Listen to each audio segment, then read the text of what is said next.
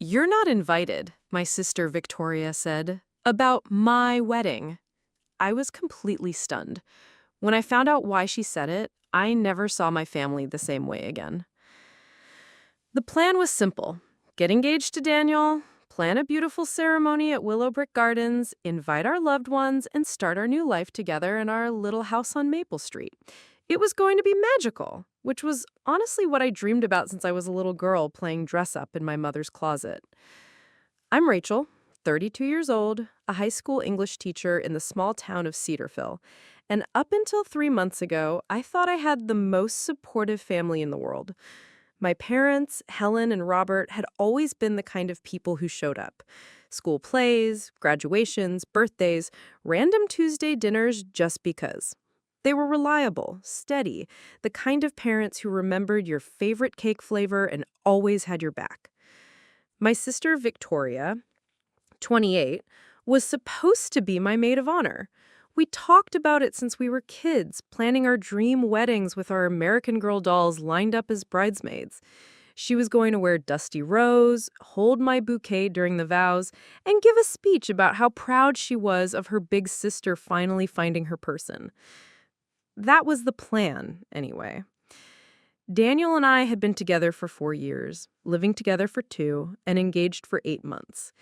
He's a contractor who builds custom homes, the kind of man who fixes things instead of replacing them, and always smells faintly of sawdust and coffee. We met at a coffee shop called The Daily Grind on 4th Street, where I was grading papers and he was sketching house plans. Classic small-town romance, the kind that makes older ladies at the grocery store smile and ask when we're having babies. The engagement happened on a hiking trail outside town at the overlook where you can see the whole valley spread out like a patchwork quilt. Nothing fancy, nothing Instagram-worthy, just Daniel getting down on one knee with his grandmother's ring and asking if I wanted to build a life together. I said yes before he even finished the question. Planning the wedding should have been fun. I'd imagined it would be. Late-night conversations with Victoria about flowers and favors, shopping trips with Mom for the perfect dress, family dinners where we'd argue good-naturedly about the playlist and whether Uncle Jerry should be allowed to give a speech. Normal wedding stress, not family warfare. The venue was booked for September 15th at Willowbrook Gardens, this beautiful outdoor space about 20 minutes from town. Rolling hills, ancient oak trees, a little gazebo where we'd say our vows. Nothing too elaborate, nothing we couldn't afford. Just intimate and beautiful with room for about 80 people. Our family, Daniel's family, close friends, a few colleagues from school. Simple. I had been teaching at Cedarville High for 7 years, the same school I'd graduated from 14 years earlier. It wasn't glamorous, but I loved it. My students, mostly farm kids and small-town dreamers, reminded me every day why literature mattered, why stories had power. I taught them about character development and plot structure, never imagining I was living in the middle of my own dramatic revelation. Victoria worked as a real estate agent in the next town over, Millfield, about a 40-minute drive through farmland and forest. She was good at it, naturally charming, the kind of person who could make anyone feel like they were making the right choice. She'd helped Daniel and me find our house 2 years ago, a 1920s craftsman with original hardwood floors and a kitchen that needed updating.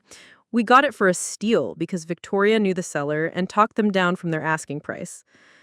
Our parents lived in the same house we'd grown up in, a 2-story colonial on Elm Street with a wraparound porch and a garden that Mom tended like it was her full-time job. Dad worked for the county as a road supervisor. Mom was a part-time bookkeeper for local businesses. Solid, middle-class, predictable. The kind of family that went to church on Sundays and had standing dinner plans every other Friday. Everything was normal until it wasn't. The first sign something was off came 6 weeks before the wedding. Victoria had been helping with the planning, or at least I thought she was. She had volunteered to handle the flowers, said she had connections with a wholesaler in the city and could get us a better deal than the local florist.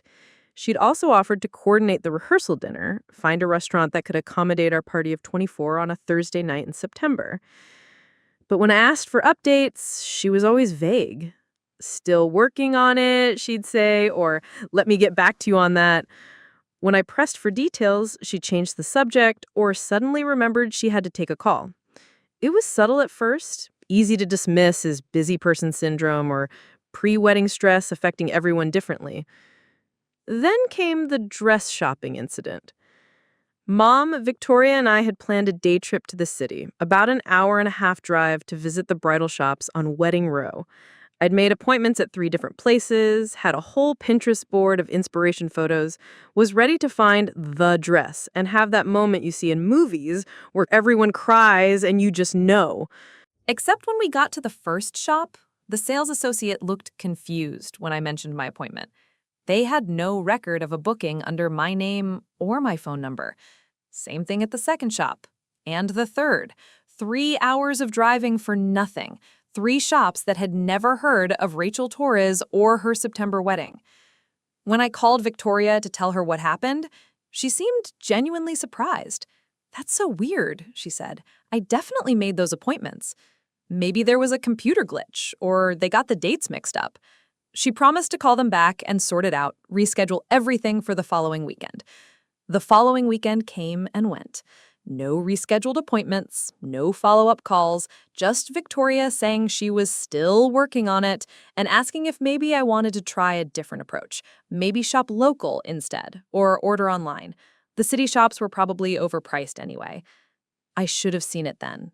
Should have recognized the pattern that was forming, the way Victoria was becoming increasingly unavailable for wedding-related tasks while remaining perfectly present for everything else. She still called to chat about work gossip and weekend plans, still showed up for family dinners and girls' nights. Just wedding stuff seemed to slip through the cracks. The flower situation got worse. 3 weeks before the wedding, when I finally asked for a concrete update on the arrangements, Victoria admitted she hadn't actually contacted any wholesalers yet. She'd been meaning to, but work had been crazy and she'd gotten overwhelmed. Could I maybe handle the flowers myself? She'd reimburse me for whatever I spent. By this point, with 3 weeks to go, most florists were booked solid. I ended up paying almost double what I'd budgeted to get arrangements from the only shop in town that had availability. Simple roses and baby's breath instead of the elaborate garden bouquets I'd been picturing. Fine. Not the end of the world, but definitely not what we'd planned. The rehearsal dinner venue fell through too. Victoria had been working on restaurant options, but hadn't actually made any reservations. When I found out, also 3 weeks before the wedding, I had to call in favors with the principal at school, whose wife owned a catering business, to pull together something last minute. We ended up having the rehearsal dinner in the church fellowship hall instead of a nice restaurant, with grocery store sheet cake instead of a proper dessert. Again, not the end of the world. These things happen. Wedding planning is stressful, people drop balls, vendors fall through. I chalked it up to Victoria being overwhelmed, maybe taking on more than she could handle with work pressure and family obligations. I didn't want to be a bridezilla about it. But then came the bridal shower. My friends from school had offered to throw me a shower, but Victoria insisted she wanted to do it. Sister privilege, she said with a laugh. She'd handle everything, make it special, invite all the important women in our lives for an afternoon of gifts and games and celebration. She picked a date 6 weeks before the wedding, said she'd send invitations 3 weeks in advance. The invitations never went out. I found out when my best friend from college, Amanda, called me 2 weeks before the supposed shower date to ask when she should expect her invitation. She'd cleared the date on her calendar, but hadn't received anything in the mail or via email. Was I sure about the timing? Had plans changed? When I confronted Victoria about it, she broke down crying. Work stress, she said. Her biggest client was being difficult, demanding impossible timelines and threatening to fire her if she didn't deliver. She'd been working 16-hour days and hadn't had time to plan a proper shower. Could we postpone it? Maybe have it after the wedding instead? A post-wedding bridal shower didn't make much sense, but I felt bad for her. Victoria had always been a perfectionist, the type who would rather cancel something than do it halfway. I told her not to worry about it, that I didn't need a shower anyway. It was just a party, just gifts, not the important part. But privately, I was starting to feel hurt and confused. This was my wedding, the biggest event of my life so far, and my sister seemed to be sabotaging it either through incompetence or indifference. Neither option felt good. The final straw came 2 weeks before the wedding at what should have been a simple family dinner to finalize last-minute details. Daniel and I drove to my parents' house on a Sunday afternoon, bringing the final counted for catering, the playlist for the DJ, and the seating chart Mom had offered to help us finalize. Normal pre-wedding logistics, the kind of meeting that should have been boring and efficient. Victoria was already there when we arrived, sitting at the kitchen table with Mom and Dad, looking through what appeared to be photographs. They quickly closed the album when Daniel and I walked in, but not before I caught a glimpse of what looked like wedding pictures. Old ones, from the 80s based on the styling. "Just looking at old family photos," Mom said quickly. Too quickly. "Your father was trying to remember when his cousin got married." We sat down to go over the details, but the atmosphere felt strange, tense. Victoria kept checking her phone, Mom seemed distracted, and Dad was unusually quiet. When I brought out the seating chart suggesting Victoria sit at the head table as maid of honor, she finally spoke up. "Actually, Rachel, I need to talk to you about that." Her voice was different, careful, like she was choosing each word deliberately. Daniel and I exchanged glances. My parents suddenly became very interested in their coffee cups. "Talk to me about what?" "About the wedding. About my role in it." My stomach started to clench. That feeling you get when you know bad news is coming but can't yet see its shape. "What about your role? You're my maid of honor, Victoria. You're my sister." She took a deep breath, looked at Mom and Dad as if for permission or support, then turned back to me. "I don't think I can do it, Rachel. I don't think I can be in your wedding." The words hit me like cold water, not what I was expecting, not anything I was prepared for. Daniel reached for my hand under the cable. "What do you mean you can't be in it? Are you sick? Did something happen?" "I'm not sick. Nothing happened. I don't think I should be there." "Victoria, it's in 2 weeks. The dress is ordered, the flowers are arranged, the seating chart is done. You can't just back out now." "I know the timing is bad, but I really think it's for the best." "For the best? What are you talking about? Best for who?" She looked at our parents again, and I caught something in the exchange. A look that said they'd already discussed this, that this conversation had been planned. "For everyone, Rachel. For the family. I don't understand. Why wouldn't you being at my wedding be good for the family? You're my sister. This is my wedding." That's when she said it. The words that would replay in my head for weeks afterward. The sentence that changed everything. "You're not invited," Victoria said, her voice steady but quiet. "You're not invited to the family anymore." I stared at her, not comprehending. Daniel's hand tightened around mine. "What did you just say?" "You heard me." "Victoria, what are you talking about? It's my wedding. How can I not be invited to my own wedding?" "It's not your wedding anymore, Rachel. We've made other arrangements." The room went completely silent, except for the tick of the grandfather clock in the hallway and the hum of the refrigerator. I looked at my parents, waiting for them to jump in, to tell Victoria she was being ridiculous, to fix this misunderstanding. They didn't. Mom was staring at her hands. Dad was looking out the window. Neither of them seemed surprised by what Victoria had just said. "Mom? Dad? What is she talking about?"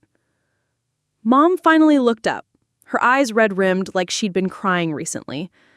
"Honey, we think it might be better if you didn't have the wedding." "Better for who? Better how? What are you talking about?" "Better for Victoria," Dad said, quietly. "This whole thing has been really hard on her." "Hard on her? It's my wedding. How is my wedding hard on Victoria?" "You wouldn't understand. You never understood." And that's when I knew, with absolute certainty, that I was missing something huge. Something that explained the failed dress appointments and the forgotten flowers and the canceled shower. Something that made my family look at me like I was the problem instead of the bride. I was completely stunned, sitting in my childhood kitchen, being told I wasn't invited to my own wedding by the people who were supposed to love me most in the world. When I found out why she said it, I never saw my family the same way again. I sat there in stunned silence for what felt like hours, but was probably only seconds. The grandfather clock in the hallway kept ticking, marking time in a world that had suddenly stopped making sense. Daniel's hand was still holding mine, and I could feel his confusion radiating through his grip. He squeezed gently, a silent question. What the hell is happening here? I wished I knew. I'm sorry, I managed to finally say, my voice sounding strange and distant even to my own ears. Do you think I misunderstood something? Did you just tell me I'm not invited to my own wedding? Victoria's face was set in stone, but I caught a flicker of something in her eyes. Guilt, maybe, or determination. It was hard to tell. You didn't misunderstand anything, Rachel.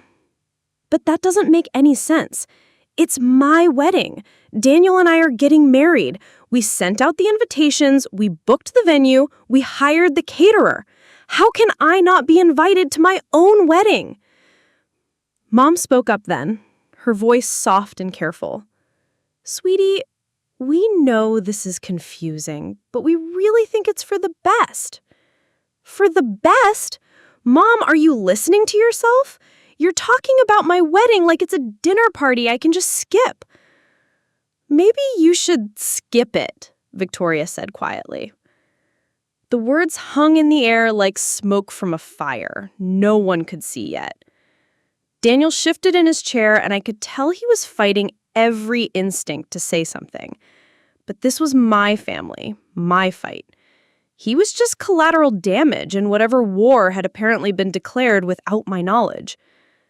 Victoria, I need you to explain to me what is happening here, in detail, because I'm sitting in my childhood kitchen being told I'm not invited to my own wedding by the people who are supposed to love me most in the world.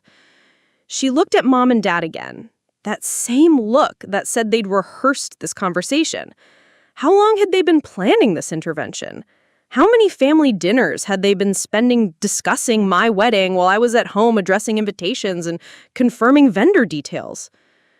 Do you remember when we were kids and we used to play wedding with our dolls? I stared at her. What does that have to do with anything? Do you remember what you always said about your wedding? Victoria, we were 8 years old. I don't remember half the things I said when I was 8. You said you were going to have the most beautiful wedding in the world. You said everyone would come to see you in your white dress and they'd all think you were the most special bride who ever lived. So, most little girls say things like that. It's called imagination. But you meant it, Rachel. You really meant it. And you never stopped meaning it. I felt Daniel's hand tighten around mine again, and this time I squeezed back, grateful for the anchor in what was becoming an increasingly surreal conversation. Victoria, I still don't understand what you're getting at. Are you saying I shouldn't get married because I had normal childhood fantasies about my wedding? I'm saying maybe it's time for someone else to have their moment. The words hit me like a physical blow. I actually felt my breath catch in my chest. Someone else? What's someone else? Me, Rachel. Maybe it's time for me to have my moment. I looked around the table at my family, searching their faces for some sign that this was an elaborate joke or a misunderstanding that could still be cleared up. But Mom was crying now, silent tears rolling down her cheeks. Dad was staring at his hands. And Victoria was looking at me with an expression I'd never seen before. It wasn't anger exactly, or jealousy, though there was some of that too. It was something deeper, something that looked like it had been growing for a long time in places I'd never thought to look. Victoria, I said carefully, are you trying to tell me that you don't want me to get married because you want to get married instead? I'm trying to tell you that this whole thing has been really hard for me, Rachel. Really, really hard. And I don't think I can sit there and watch you have everything I've ever wanted when I can't have any of it. But you can have it. Victoria, you're 28 years old. You're beautiful and smart and successful. You can absolutely get married whenever you want to. To who, Rachel? To who am I supposed to get married? The question hung in the air, and suddenly I realized I didn't know the answer. Victoria had dated plenty of guys over the years, but no one serious, no one long-term. At least, not that she'd told me about. I don't know, I said honestly, but that doesn't mean it won't happen. You just haven't met the right person yet. Haven't I? Something in her tone made my stomach drop. A knowing quality, like she was leading me toward a revelation I wasn't going to like. What do you mean? Victoria looked at our parents one more time, and this time Dad nodded slightly, permission granted for whatever bomb she was about to drop. I mean, maybe I have met the right person, Rachel. Maybe I met him 4 years ago at the Daily Grind, when he was sitting at a corner table sketching house plans. The world tilted sideways. What? Maybe I was there too, Rachel. Maybe I saw him first. Maybe I was working up the courage to go talk to him when you walked over with your stack of papers and your coffee and started up a conversation, like you always do. I felt like I was drowning in slow motion, the way the woman in the original story had described it. Every word Victoria spoke was pushing me further underwater. Victoria, what are you saying? I'm saying that Daniel was supposed to be mine, Rachel. I saw him first. I wanted him first. But you just swooped in and took him, because that's what you do. You take things. Daniel made a sound beside me, something between a gasp and a groan. When I looked at him, his face was white. Is this true? I asked him. Were you there, Victoria, that day at the coffee shop? Tell her, Daniel, Victoria said, her voice steady now. Tell her about the woman in the red dress who was sitting by the window, reading a real estate magazine and checking her phone every few minutes like she was waiting for the right moment to say hello. Daniel's hand went slack in mine. He started, then stopped. You remember, don't you? Victoria pressed. You remember seeing me there. You remember thinking I was pretty. You were about to come over and introduce yourself when Rachel started talking to you. Daniel, I said, my voice barely above a whisper, is this true? I mean, there might have been someone there that day, but Rachel, I don't remember. I wasn't paying attention to anyone else after you started talking to me. But you saw her, Victoria said. It wasn't a question. I might have, but Victoria, that doesn't mean anything. People see other people all the time. That doesn't mean they're meant to be together. Doesn't it? Victoria asked. Don't you think it's interesting that I happened to be there that day? Don't you think it's interesting that I helped you find your house? Don't you think it's interesting that I've been part of your life all these years, helping with everything, being there for every milestone? I felt sick, actually physically nauseous, like I might throw up right there on my mother's kitchen table. Victoria, you helped us find our house because you're a real estate agent. You've been part of our lives because you're my sister. That's what families do. Is it, Rachel? Is that really what families do? Or is that what you tell yourself to justify taking whatever you want? Can't you? She asked. Because it seems to me like that's exactly what you did. You saw something you wanted and you took it, and you never even asked if anyone else might want it too. I looked at my parents, desperate for them to jump in, to tell Victoria she was being irrational, to fix this somehow. Mom, Dad, are you hearing this? Are you seriously going to let Victoria ruin my wedding because she thinks she has some kind of claim on my fiancé? Mom wiped her eyes with a tissue. Honey, we're not trying to ruin anything. We're just trying to do what's best for everyone. What's best for everyone? How is canceling my wedding best for everyone? Because Victoria's been in love with Daniel for 4 years, Rachel. And we think maybe it's time you gave her a chance. The words hit me like a physical blow. I actually recoiled in my chair. A chance, Dad? He's engaged to me. We're getting married in 2 weeks. What kind of chance are you talking about? The kind where you step aside and let things work out the way they're supposed to, Victoria said. Step aside? Step aside from my own relationship? From my own life? From the relationship that should have been mine. I stood up abruptly, my chair scraping against the kitchen floor. Daniel stood up too, reaching for my arm, but I pulled away. This is insane. You're all insane. Victoria, you can't have my fiancé just because you think you saw him first. That's not how the world works. Isn't it? Victoria asked again. And there was something in her voice now that I'd never heard before. Something hard and determined and a little bit scary. No, it's not. And I can't believe you're all sitting here acting like this is a reasonable conversation to be having. Rachel, please sit down. Let's talk about this calmly. Calmly, Mom? My sister just told me she's been in love with my fiancé for 4 years and wants me to cancel my wedding so she can have him instead. There's nothing calm about this situation. Maybe there could be. Maybe if you weren't so selfish about everything, we could figure out a way to make this work for everyone. Selfish? I'm selfish for wanting to marry the man I love?